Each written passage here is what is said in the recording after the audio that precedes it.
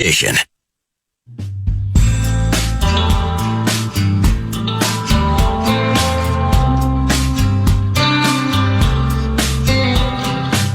welcomes the Black Crows and Whiskey Myers to Mystic Lake Amphitheater on July 28th. Tickets go on sale Friday, February 6th at 10 a.m. Get the complete details on all our upcoming shows on the concert page at KFAN.com. Keyword calendar.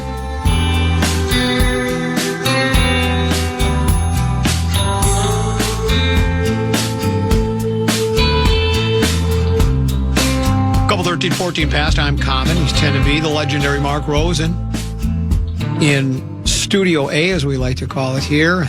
Good afternoon. Palm Springs is nice this time of year, isn't it? It is. Yeah. You know. Did you have a good time?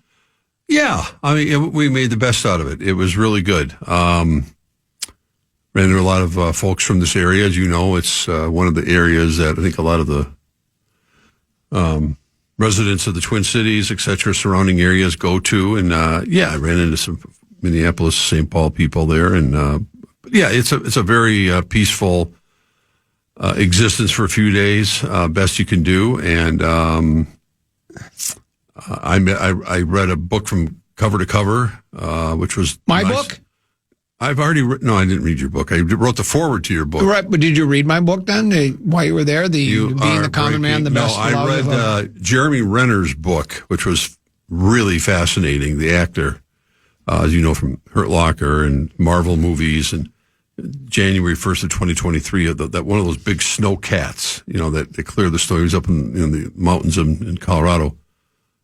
Crushed him. He should have been dead. He kind of felt like he did die, but it was about the accident in great detail, very long recovery, and painful detail, but astonishingly motivating an amazing story. So I actually enjoyed, it's fun reading a book when you're on vacation and for a short time. And I love the Palm Springs area. I mean, it's, the weather's 68 degrees. Have you been to Sherman's?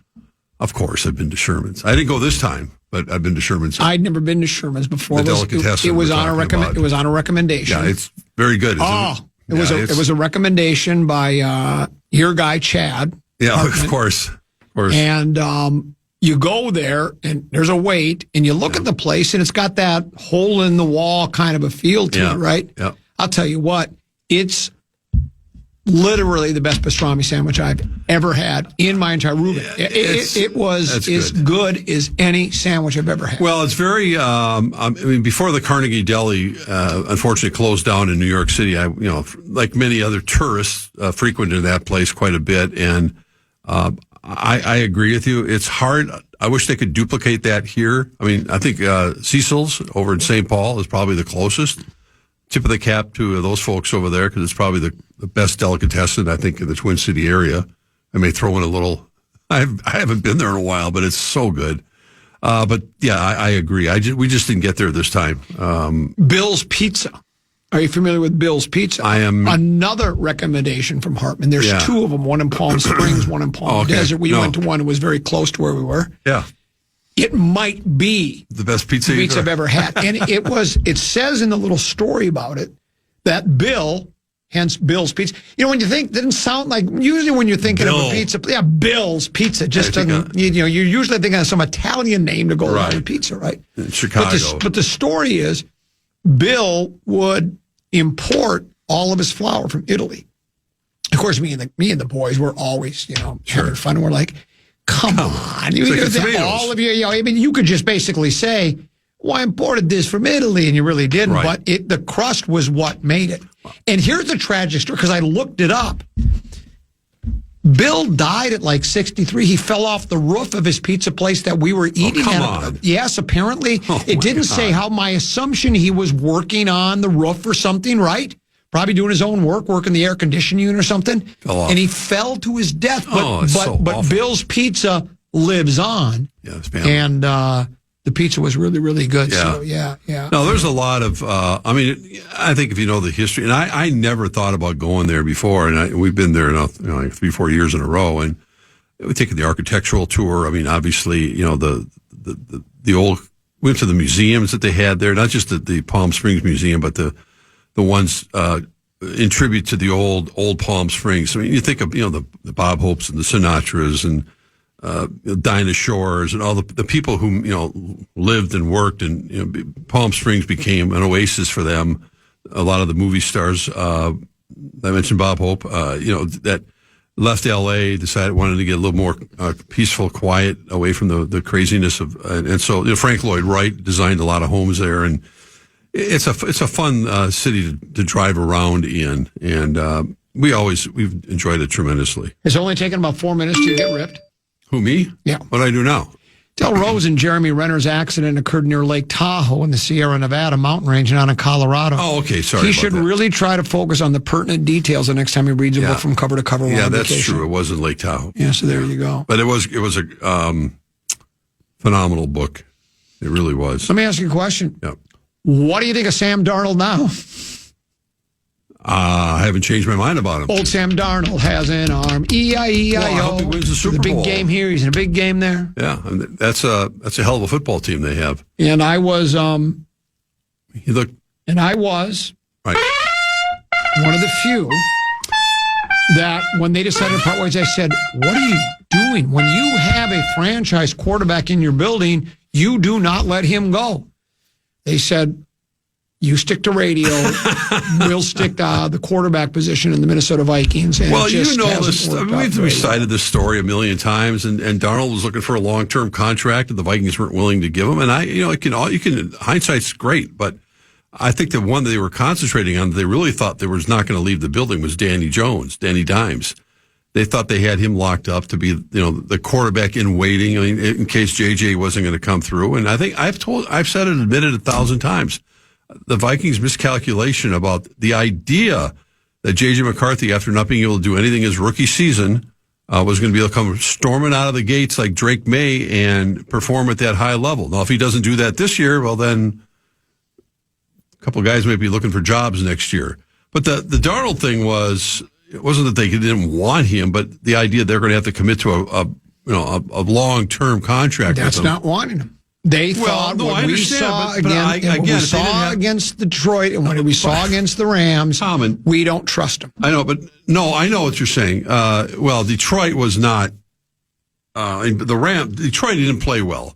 I understand that. We all know that. He didn't play well. He looked like the moment was too big for him. The Rams game, he got buried, basically, by that defense. And that shows you the difference between Seattle's offensive line and the Vikings' offensive line from a year ago. A big difference.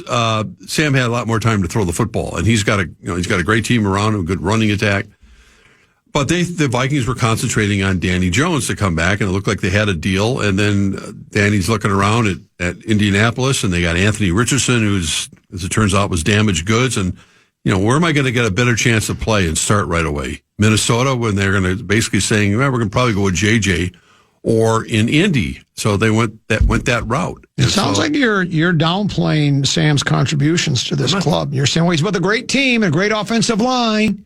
He is. He was brilliant against the Rams. He was in the NFC Championship game. Very good, brilliant. Well, he did everything he needed to do. He had a quarterback rating him like 129, 127. Didn't throw any picks. Threw 3 touchdowns while being hit. I'm not denying that. I just said I hope he wins. I hope he wins the big game. I hope he does. I think he will. I don't think New England can compete with Seattle right now. I think Seattle's, and that was still very. The Rams game Seattle game was very entertaining, and Matthew Stafford had one chance maybe to pull that game out when they got down the 5-yard line. I'm talking about, I think, the drive before what turned out to be, they had like 30 seconds to try to do something. And they misfired on 3rd and 4th down, and they couldn't capitalize and maybe potentially win that football game at the last minute. Highly entertaining game. And Darnold was terrific. He was, I'm not taking anything away from him. That's why he had that kind of a year for the Vikings last year. I wish they would have been able to keep him, but they were going to go with Danny Jones instead because of the contract situation. So good luck to Sam. He deserves it. I love the way that anytime someone asks him about, they doubted you. Like you always use that line. You doubted you, but now and every time he's asked that, he just shrugs his shoulders and shakes his head and goes, "You know what? Whatever. I don't care. I've moved on with my life, and I'm going to the big game. So I don't care what other people think about me or what much like the late Denny Green once said. If you're looking for Denny Green in Los Angeles, New York, look on the high road, and that's what Sam Darnold was. He took the high road. We'll pause. We'll return. More to go. Tennessee, you got a keyword. Is that correct? You got something for us there, my friend? Yeah, the fan wants to give you a shot to win bonus bucks with our national cash contest. Enter the keyword bonus at KFAN.com. Right now, for your shot to win. The keyword is bonus. Enter now at KFAN.com.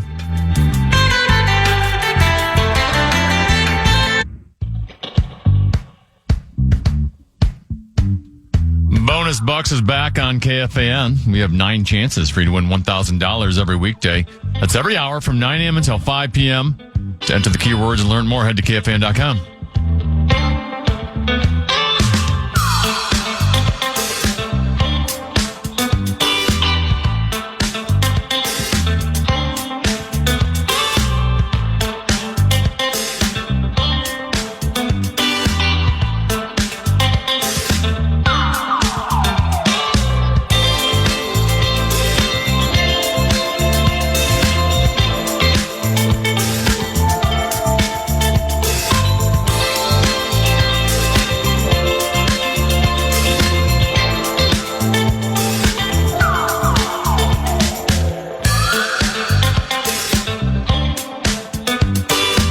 This won't be the last thing on the Vikings quarterback situation, but Tennessee pointed this out. This was Alec Lewis of The Athletic he did a piece that had analysis, the Viking quarterback, how they got to where they were is worth revisiting, and went through all the, if you remember back in February, O'Connell said Sam's deserved the chance to go to free agency, meaning that to me was proof positive again that they really didn't think Sam was the guy to take him to the next step, because I think they were a little leery those in last 2 games. Yeah. But it does say the Tennessee spied this line right away in the piece. It says, for years, Vikings ownership wanted to take a crack at a young quarterback, knowing the small cap it would help build an optimal roster around him. Vikings ownership. And I've always had this, and I don't know how deep you go inside the bowels of TCO Performance Center, but I've always talked about how you have real hands-on, or like Jerry Jones, and again, I don't know how much Jerry Jones is involved in personnel decisions. I think most ownership probably has to sign off on, I would think, most of the major decisions. There could be where you have an owner that just goes, you just do whatever you want and we'll judge what you do. But now, could this be a case, because the way it's worded here, and maybe Alex says, for years, Vikings ownership wanted to take a crack at a young quarterback, knowing the small cap hit would help build an optimal roster around him. Because it says in the story, too, that inside that building there were differing opinions. Do you think this is more the Wilfs saying, we drafted the kid, we'd rather, because they've been trying this for 20 years, and they've tried it a lot of different ways, and they've never done it with the draft the kid, first round, top 10, and let's see where we can go with this. Because I think Tennessee and I have talked about this before. If you're looking for what would be the very best way to build a team, would be to draft the Drake May or the Caleb Williams and have them turn into a brilliant quarterback and get those first 3 years of them before they get to the fourth, when you got to make a decision at that point if you're going to send them. So you can build on that and have a 3-year window where, hey, if this kid's really good, we can build around him. I wonder if this was more Wilfs, if it was, and that's where I don't know. What does Karn tell you? Karn doesn't tell me anything.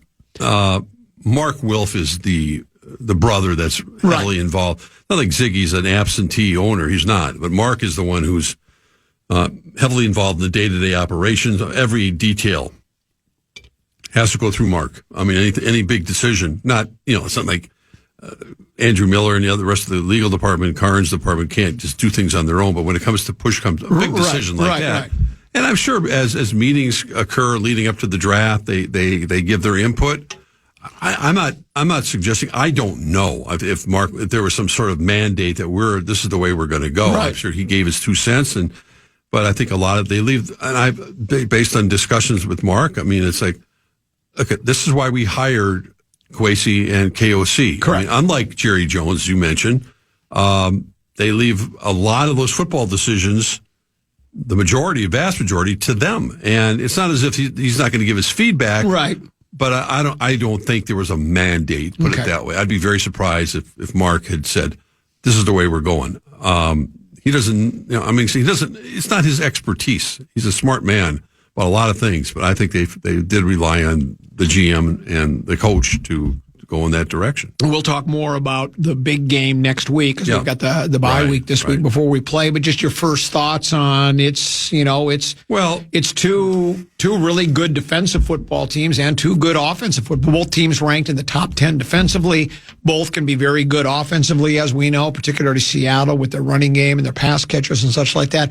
Seattle, I think, is right now the favorite. Yeah, they should be. Yeah, and what do you do? Well, I think it was really tough to gauge. Because of the conditions that deteriorated, by the minute in Denver, and how New England, they were just barely, like as we know, hanging on to find a way to win that game under those dire conditions as the game wore on. They knew that Denver with the quarterback Stitham, whatever his name was, not having he had that early strike.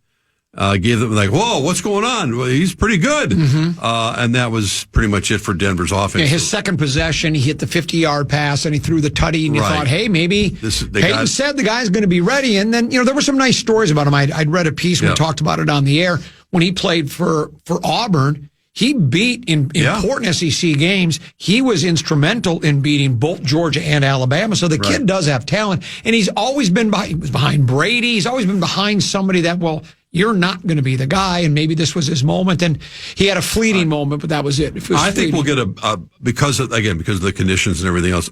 My feeling is we'll get a better version of New England in the big game than when we did even against Denver. I think Drake May. I think their receiving core. The weather was awful in the second. Right, yeah, of course, and we know it should be nice in Santa Clara.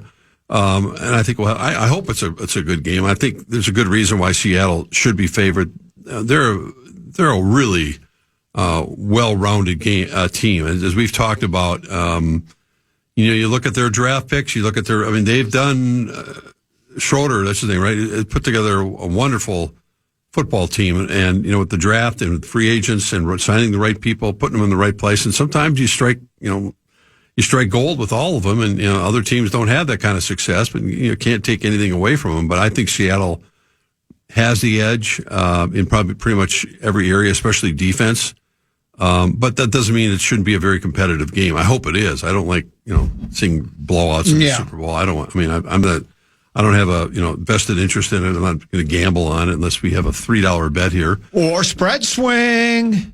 We're not doing that, are we? Yes, you got to do spread swing for the big game. The big game spread swing? Yeah, we got to do big game. Well, that's kind of weird, but that's fine.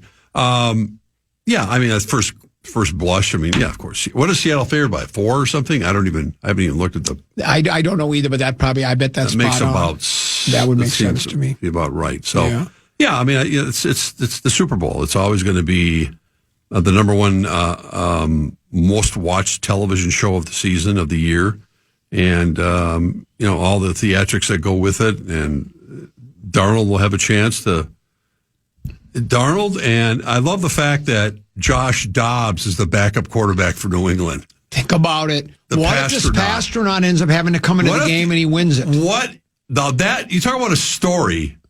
If Drake May stubs his toe and the Pasternak has to go in the fourth quarter of a tied game and he leads them to the game-winning touchdown, that would mean the guy we had that we wanted, Drake May, that we weren't able to trade up for because reports were on him. The guy we had who's on the other sideline, we didn't want him, was Darnold. And then the other guy we had, if Pasternak comes into the game, is brilliant. Another guy we had would be gone. It would be the trifecta, 3 quarterbacks. Well, you got Garrett Bradbury starting center for New England. Well, yes, there are those stories. Yeah, well, matter of fact, Diggs, somebody sent me, or I saw, I think somebody sent me an email at comment@KFAN.com that had this former Vikings that are playing in the big game. There's like 7 or 8 of them that at one time wore the purple and gold.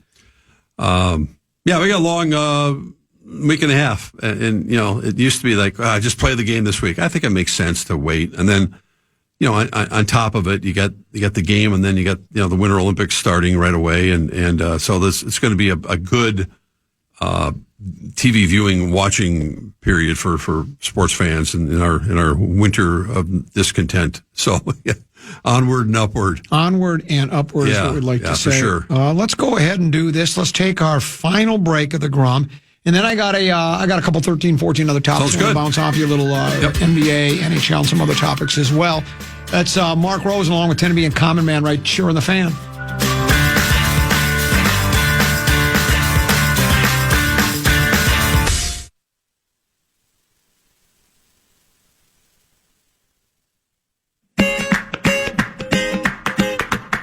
Calling out Wolves fans, join us for a Michelob Ultra watch party January 28th at the Rosemount Legion. Hang with KFAN's Max Fuller, 7:30 to 9:30 p.m. Play trivia, win prizes, and enjoy drink specials. Full details at KFAN.com. Keyword calendar.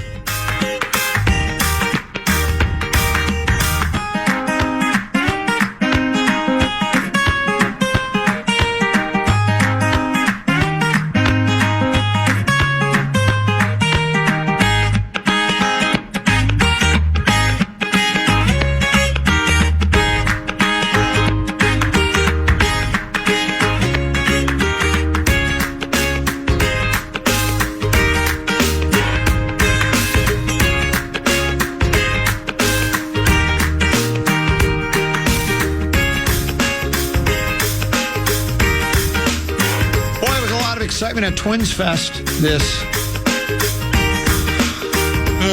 weekend. I don't really think there was a lot of excitement at Twins Fest. It's they made a trade today, and they say they're not making moves. Yeah, they made a Whoever big. they is. Edward Julian is traded to Colorado for a single A pitcher. Colorado with one of the worst teams in baseball.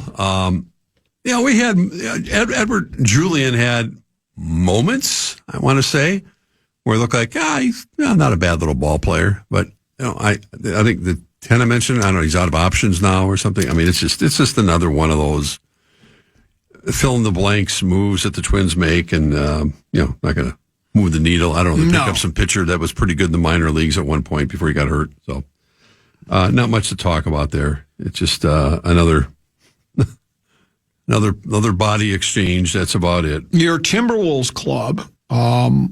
And I think it was a 5-game losing streak. Right. Losing to some teams they probably shouldn't lose to. And then they play Golden State back-to-back. And then in the second game, and Buckets is out for the year. He has a knee injury. Curry didn't play. A couple of other guys. Ant didn't play. Wolves win. But, and we've talked about this. They're probably going to have to make a move. They need, it'd be great if they could get a young point guard. That ain't going to happen, I don't think. Or they'd like to get some scoring off the bench, somebody to give them a lift. But I've said this so many times, I just don't know what to think of the club because they have so many ups and downs. And again, I saw an Ant interview and it was kind of like, I don't know, I can't really explain why we don't have the effort sometimes. No. And they do, and they're probably tired of talking about it. But I think they're still locked in the 6th spot right now. And I think they're 7. They're 7 now. It's so close. But it goes back and forth from day to day, even because it's all just log jammed. But I don't know if I'm assuming they'll make a move, but then again, I don't know because I think I was reading. We talked about it yesterday. There's a CBS Sports story about looking at every NBA team of the contenders and what do they think they would do, and they said, well, the Wolves would like to get a point guard or scoring off the bench, but you also have salary, the first apron, the second apron, and the Wolves really don't have a ton of money to play with either. Yeah, I don't think it's. I do believe they'll make a move. I mean, I think they'll make every effort to make a move. I don't think it doesn't necessarily have to be. We've heard Kobe White's name over and over and over again from the Bulls. Simmons, Terrence Simmons, but he's been out for weeks and weeks and weeks. And I noticed tonight they're playing in Dallas. He's still on the injury list. Ant was listed as questionable. He's going to play tonight with right ankle maintenance. We've had an infected toe or something. But now they got themselves another back-to-back situation where tonight they're playing Dallas on the road. And they come right back tomorrow night and play OKC here. Mm-hmm. They always get up for that game. It feels like, and I'm not. There's no excusing any of it, but it just feels like we're kind of in the dog days of the regular season here, and certain teams go through the motions at times. I have a hard time, and I know there's a lot of discussion today about Giannis and what sounds like he's open to making a trade, and he'd look good in a Timberwolves uniform. I heard Tread Tucker and Sinekin talking about it this morning, Double T, and and Sinekin I think was speculating what would the Wolves have to give up, Jaden McDaniels, Julius Randle, Rob Dillingham, whatever that would be. I don't know if that would be enough to get Giannis on this team. I'd go for that in a minute, in a heartbeat. I would make that trade, but I don't think that. Minnesota's one of those teams that's mentioned. He's already in the Midwest. Come on over. The water's fine. But I don't. That would be shocking. That would be as shocking as any move the Wolves have ever made if he were to come here. I think the fact he's open to a trade, and Minnesota's still an attractive team to be a part of with Ant. Anything's, as KG said, anything's possible, but I don't necessarily think that's going to be the one. I saw Butler's name mentioned at Golden State. Well, he's going to be out for another year, isn't he now? Yeah. And it's not getting any easier at his age to come back from a very serious knee injury. And what Jimmy Butler are you getting at this point, where he's been so effective for so many years? I'm not quite sure why he's mentioned in the trade block. So, LeBron James, Lakers, they're playing at Cleveland. Has he announced this is his last year, or are we just assuming it is? Because the reason I ask is, on the television screen here on the 55-inch Toshiba Regza, we've talked about doing, they're 2 o'clock for an hour. There's always NBA Today on. Right. It's ESPN. And it was like the crawl on the bottom, or what do they call that? Where they had, what the topic that they're having was put up there on the screen. Right. It says like, how should Cleveland handle LeBron's appearance? What do you mean? How should they handle it? What do they mean by that? It's like, if they believe this will be his last time there, I guess you say, and for the LA Lakers, number 23, help bring us 2 or 3 world championships. Put it your hands together for LeBron James. What are they supposed to stop the game, give him a rocking chair? Fill in the blanks on my video. Don't we have enough of the idolization and pedestalization? Hasn't he and all the other great ones? He knows what he's done. Everybody there knows what he's done. But I guess that's just part of sports. Is you wanna one more time give a guy the accolades that he probably so richly deserves, but I don't understand. Well, considering that the Lakers play, in Cleveland like once a year now, because they're playing an Eastern Conference team, I have been unaware if indeed he's announced it officially, or there's been tributes to him on some of these East Coast trips, because the Lakers only play there one time. I haven't seen it. If I've seen it, if it's happened, I haven't paid attention to it, or it haven't crossed my mind. I got to believe it's it. I can't imagine, but it's LeBron. His ego is insatiable too, that he wants to continue to play and to prove that he's going to set records that will never be broken. And so, I think, there are nights he could still dominate games, and which is astonishing at his age and what his capabilities are. But the Lakers don't look like serious contenders in the West. I think they're just not. They don't have all the right stuff. What it's going to take to certainly compete at the highest level. with Butler out and an aging Steph Curry, still playing pretty well. But I don't think Golden State's really a factor anymore either. No. So we've talked about this a lot. If you're in the top 6, you got your chip in your chair and a chance, barring a significant injury to like Ant or Randall, or just a collapse. They're making postseason plays. Just where are you going to be in the pecking order? Are you going to be the 3rd seed, 5th, 6th? Can you get to 2? Whatever the case may be. What they have shown, they did it last year. They were a 6th seed and got to the Western Conference Finals. So better to have the higher seed, but it's not absolutely necessary in order to get to the finals. No, I think honestly right now, unless the Wolves make a big, and we just said it's kind of the dog days right now. They've been in more of a slump than anything else. They play in Dallas tonight. Dallas is out of playoff consideration at the moment. They're 19-27. The Wolves are in 7th spot, but they're tied with Phoenix. Well, actually, they're tied with Phoenix for 6th. The Lakers are still a game ahead of them. Houston's a game and a half ahead of them at 4. And I think 4. Realistically, I think Denver's going to get better. They get Joker back, and that's a really good team. And San Antonio's, the Wolves are only 2.5 games back of 2nd spot. So, there's a lot of games left. You predicted they were going to get to finish number 2. Do you still think that's possible? Well, it certainly is possible. Absolutely. I just mentioned they're only 2.5 games back of 2nd, but I haven't seen enough from this team to believe that they're consistent enough to go on that kind of a run when they're not taking some of these games with the seriousness that few other teams are doing. I mean, OKC has continued, even though they went into a mini slump for them. They're 38-10. Their defense is elite. They got depth. They got all the right stuff, and they look like they're still hungry to win another NBA championship.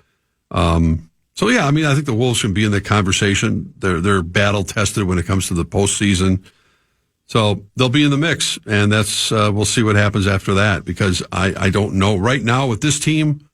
I think they have to make a move. I don't think they're good enough right now, this version of them, to make a significant run, or maybe even get back to the Western Conference Finals. I think they need to do something to shake that team up a little bit. Your Wild Club.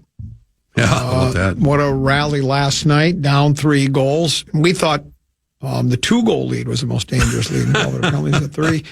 They win. They come from behind, and much like the Wolves, you look at the Wild and say it would have to be a complete implosion for them not to make postseason play. It's just kind of play it out. More than likely, you're playing Dallas, right?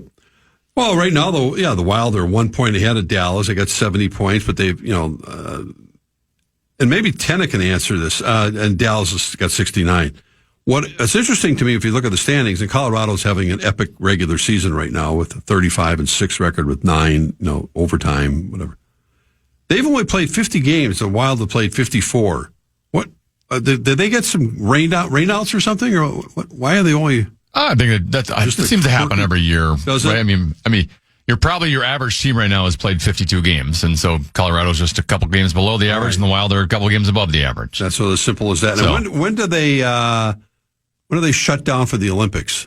Next, obviously, it's got to be. Is it next I'm not sure week? the exact date, but in our opening ceremony is like February 6th. Yeah, we're getting close. Yeah, a week. Yeah, well, the Super Bowl's that Sunday, so the opening ceremonies are the 6th. So I'm thinking we're getting about a week. I haven't looked at the schedule, but it's got to be. Gosh, I guess less than a week away from shutting her down for the Olympics. Looks like February 4th is our last game against Nashville, and then we don't play again until February 26th. Wow. Okay. Well, should have all bodies healthy by then again. 4th through the 26th. There you go. Bill Belichick, we're being told, is not going to make the Hall of Fame. Correct. As a first ballot Hall of Famer. Mark Craig, a writer extraordinaire for Fish Wrap Factory Westside, who is a selector. Because Tennessee and I were trying to speculate as how he couldn't get there. And, we both thought maybe he just rubbed people the wrong way, and didn't get in a popularity contest. But Craig goes into it, and I can't read the whole thing. It's worth a read, though. Mm-hmm. But it talks about, he starts out by saying, ESPN.com says Bill Belichick has not made the Pro Football Hall of Fame in his first year of eligibility. I can neither confirm nor deny the report, and I was there. I was in the January 13 virtual selection meeting that took 8 hours and 15 minutes. Oof. We 50 selectors weren't given the results of our final votes, but it's clear the anonymously sourced information came from Belichick after the Hall called to reject him rather than knock on his door to film his acceptance. So we can assume ESPN got it right. He says, I voted for Belichick. I spoke up on his behalf. Mm-hmm. Why? Then he talks about why. He goes on to say, to reach the Hall of Finals needs 80% of the votes. That'd be 40. Right. So at least 11 selectors didn't vote for Belichick. He says they can explain their decisions if they choose. Then he goes into this the way the voting selection has sort of changed. It used to be very simple. Where it was just yes or no, up or down. But now you have different categories. And then I think he explains in there, well, if this guy can get in on this category, should I wait and get him in there? And it's like, it does say, obviously, Spygate, Deflategate, cheating scandals that Belichick and the Patriots were found guilty of were discussed. No state secrets revealed there. Right. He says selectors were not allowed to give details on what was said in the meeting. I can say that that of the 20 people presented, the longest discussion, 45 minutes and 52 seconds was on Belichick. 35 minutes, 57 seconds was on Eli Manning. But so it's worth a read if you've got the time, just how the procedure works and how you go. And so it gets a bit complicated. But I guess at the end of the day, it is more complicated than it used to be. Yeah, it is. And I'm wondering, and it's just one of those rhetorical type questions, is the scandal, because, this record speaks for itself. I mean, second in career wins only to Don Shula in terms of all-time coaching wins. And, he was a great defensive coach. But is his sign-stealing scandal, the Spygate thing and the Deflategate, is that the equivalent of the steroid era? I mean, is that the coach's equivalent of, well, you took steroids, I can't, right, you're not going to go in the Hall of Fame, I'm not going to vote for you. Because there's no way in the world that anybody who's worth their salt in Football Writers Association could look at Bill Belichick and say that's not a Hall of Fame career. So there's got to be, I don't know what else, other than the fact that he was grumpy to a lot of the writers, but you could throw a lot of Hall of Fame baseball players in that category, starting with Steve Carlton and a whole bunch of others. So you can't look at his record and go, well, he's not capable of being in the Hall of Fame. Of course he's a Hall of Famer. So I don't know what else. Well, Tom Brady said it comes down to the votes and popularity. Then welcome to the world of voting. You may as well try out for the Oscars and get a big panel to tell you you're good or not. It's the way that works, unfortunately. He's going to get in the Hall of Fame in the end. I'm not worried about that. Right. I guess we'll go a little deeper. Here's what Craig writes. It says, also discussed and tabled for a later date with Hall officials the current voting procedure that requires selectors to use 3 votes on a group of 5 people from 3 categories. Yeah. One coach, in this case Belichick, 1 contributor, Patriots owner Robert Kraft, and 3 senior players, L.C. Greenwood, Ken Anderson, and Roger Craig. Last year, only 1 person from the seniors coach contributor group of 5 senior players, Sterling Sharp, received the 80%. Voters spread their collective 150 votes in many directions, causing 4 finalists to fall short of 40. Under the old voting procedure, the coach, contributor, and seniors were decided separately with yes or no votes on each individual. That final year, it was done that way. 3 individuals got in while a coach and a senior player fell short of 40 votes. So changes in how they vote, too. It's sort of like, if you remember in the Major League Baseball, where after how many years of eligibility, you have to get a certain percentage of the votes to be included on the ballot for next year. Right. Well, then what happens is you'll hear they'll ask certain people who you vote, and not all of them speak up and talk, but many will, and they'll say, well, I really thought Edward Julian was, if I didn't give him a vote, he was going to be off the ballot, and I think he's deserving of a further look, and I know Joe DiMaggio's getting in, so I'm not going to vote for Joe DiMaggio. I'm going to vote for Edward Julian. Well, okay, so then Joe doesn't get unanimous, and people will go, why couldn't he be unanimous? Well, it's because some guy's trying to protect Edward Julian, and so it's like there's a lot of different reasons for people wanting to vote for who they vote for, why they vote for. It just looks to me, if a guy like Belichick, if I'm a voter, I'm like, well, how can I not, like Tennessee said, 2 big games as a coordinator, 6 as a coach. How are you not? How are you not in first ballot unanimous? It can't be. You can't vote based on personality and whatever interactions you had with them. I know that human nature is human nature, but I went, well, he never gave me an interview or gave me 1-word answers to my questions. Well, so what? Like I said, there's a whole wing of baseball players in the Hall in Cooperstown who never cooperated much with the media, and that's not one of the criteria. Well, it shouldn't be, yeah. No, but I mean, I think that the so-called cheating scandals. That's just my assumption. I don't know what else it could be. Regarding the cheating scandals, if you're going to go down that road, then is Tom Brady not going to be a first ballot Hall of Famer because he was deflating footballs and he was part of the team that won Spygate, and Jimmy Johnson, former Cowboys coach, was very vocal today. And I thought what did he say? There's lots of things he said, but the most interesting one I thought was regarding the Spygate one. Mm-hmm. On the notion that voters passed over Belichick as punishment for cheating, Jimmy Johnson said, quote, if they are using the excuse of Spygate, that's ridiculous. Many teams, including ourselves, tried it. Howard Mudd at Kansas City, who later coached for Bill Polian and Tony Dungy, gave us the idea. He was the best. We didn't get anything and stopped, but many teams gave it a try. Don't doubt it. You ain't trying. Yeah. Yep.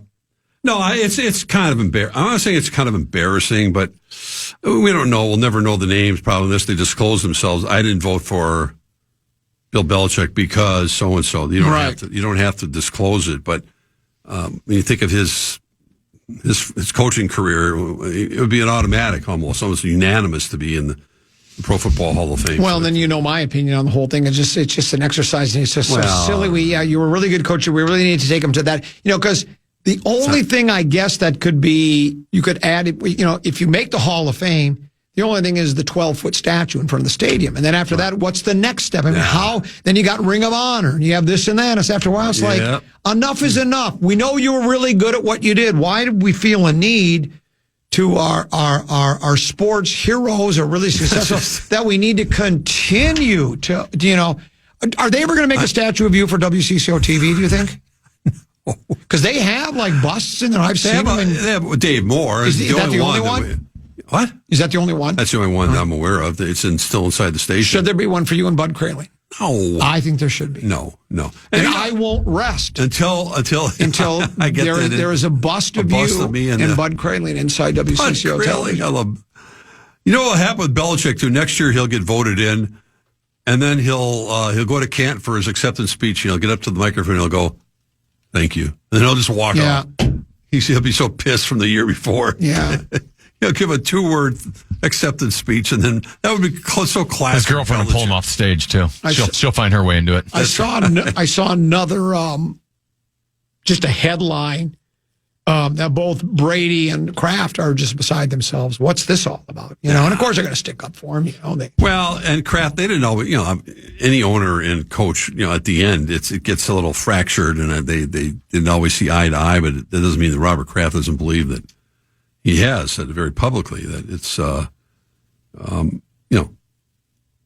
short, the 40 out of 50 votes needed. Nobody understands it. Well, I don't know what else it could be. Ask those guys that voted on it. If Hall of Fame voting depended on personality, Rosen would not be in the Hall. Now, that's a cheap shot. You have a terrific personality. You are somebody I always try to emulate. Thank you. Was that... It wasn't Larry Mandela guy, just another cheap shot. Why do they want to pick on you? I don't know. Maybe because they've listened to the show before. That's all I can think about. Oh, no, that hurts hurts my feelings. I can tell that it does. Yeah. So anyway. Yeah. Oh, my gosh. Oh, yeah, it was fast. We got in, we got out. You'll be back again tomorrow. We won't do Spread Swing tomorrow. No. Because we've got a week here. We got the bye week. And then we'll do it next Thursday. We'll break down the game. We'll have plenty of time to do that. There's plenty to get to. Always good to see you. Glad you're back from Palm Springs, Tennessee. Thanks for having me. Hey, great job. You as well. We enjoyed our visit. We're back again tomorrow at 12 noon. But stick around. Big Ticket and Brett Lakemore. They are next, right? Here on the Fan. And a prayer that every dream comes true. And now till we meet again. I'm a fraud. Yes. Adios, au revoir, auf Wiedersehen. Good night. Good morning, good afternoon, and good night, Minnesota! And good night, folks. And good night, Mrs. Calabash. Wherever you are. Well done, young man! Listen back to any of Common Man's programs by podcasting on the iHeartRadio app or KFAN.com.